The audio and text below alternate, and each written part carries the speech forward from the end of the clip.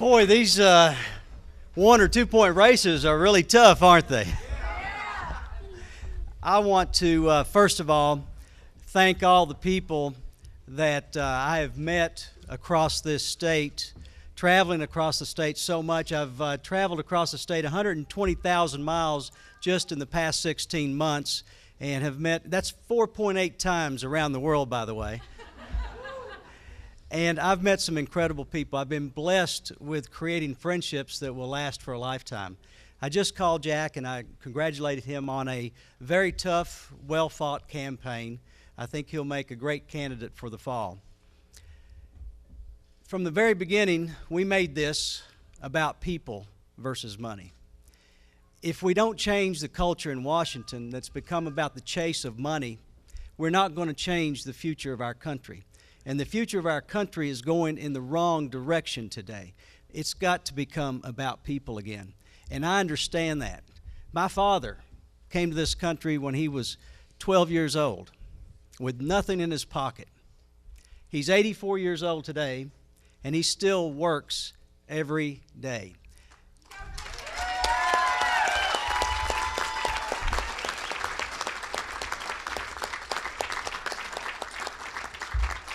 He married my mother when she was 17, and an older brother, Dominic, died when he was a month old in eastern Kentucky because of lack of adequate health care. I've never known a day in my life when I wasn't going to become a doctor. I wrote an essay when I was in the 4th grade about being a doctor. I would never have dreamt that I would be a 3-term state senator, a lieutenant governor, and having run for U.S. Senate twice now.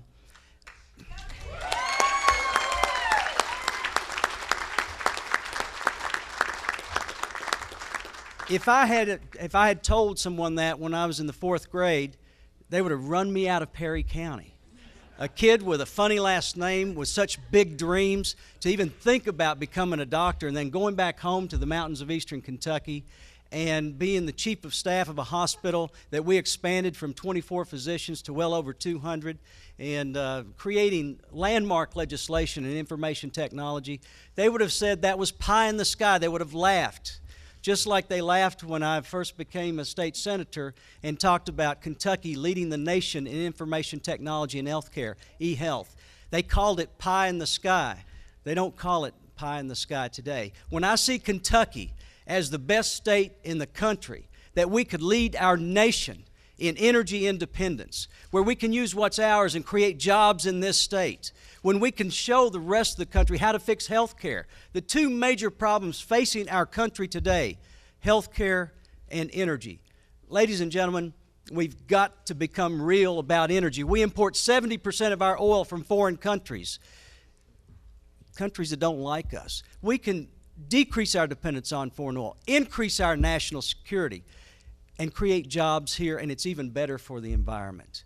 Now, why do people think that Kentucky can't lead? You know, is that pie in the sky? You know, coming from a kid with a funny last name from eastern Kentucky who should have never been a doctor, never been a state senator, never been a lieutenant governor, but for education, I don't care what you call it. I live in the best state, and I don't care how big our dreams are. We should continue to dream.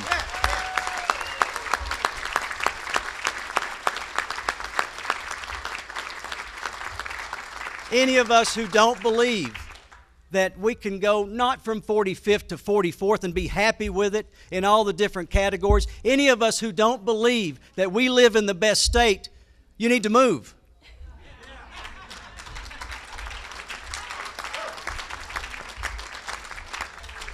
I will continue to do what I can to improve my community, as I hope all of us can. That's the least we can do for the veterans who have given so much for our country, to do everything in our power to make sure that this country is better, because that's what they died for, that's what they suffered for, and that's what we should pass on to our children. I don't know what's ahead for me, but I tell you what, I believe in divine providence. 6 years ago, we were all upset that we didn't win. We came within 1.4 points. But I would not trade winning 6 years ago for having met my wife, Allison.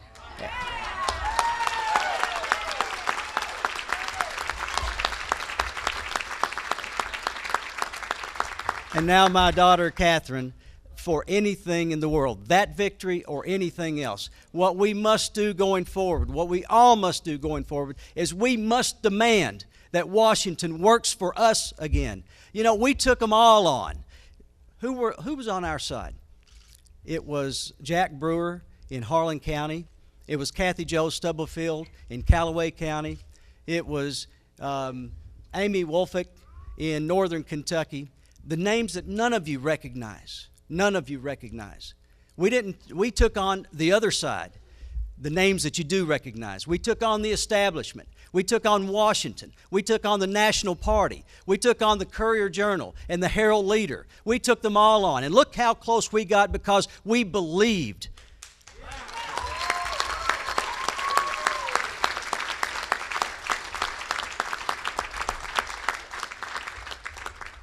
Somebody's going to rise up in this country and change the course. Somebody must rise up in this country and make it about us again, about the names that none of us recognize, but all of us together, that's who we are as a country. The funny last names from Eastern Kentucky, the funny last names from Western Kentucky, the funny names all across this state and all across this country, that's who we are. And if we don't change the culture about chasing the money, and it's all about money, it is all about money in politics today. If we don't change that culture, ladies and gentlemen, we're not going to have a bright future as a Kentucky or as a country.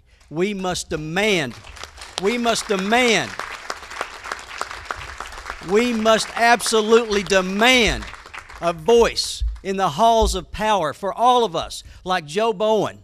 Joe Bowen is one of those guys that you don't recognize his name. He's traveled across the country on a bicycle twice, 14,000 miles. Joe Bowen rode his bicycle 1,400 miles across this state campaigning for me.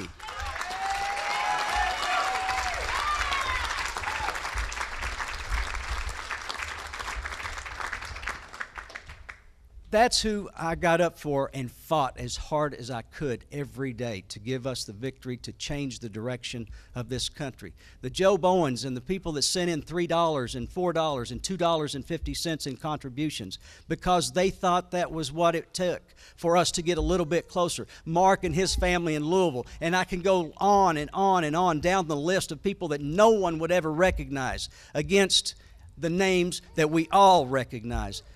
I don't know what's in store for us, but I certainly hope and pray for the future of our state, for the future of our country, that someone out there stands up, and more of us, without a name, stands up behind that person so that we can have a better future for our state and a better future for our country.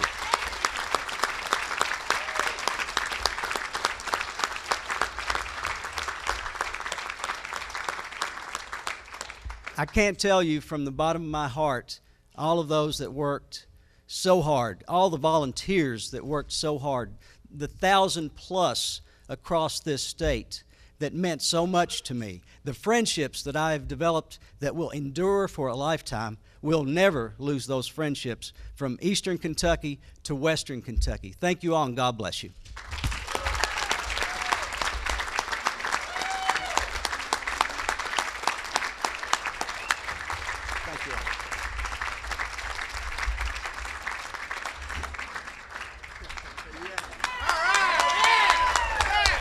This is really what it's all about. This is what it's about.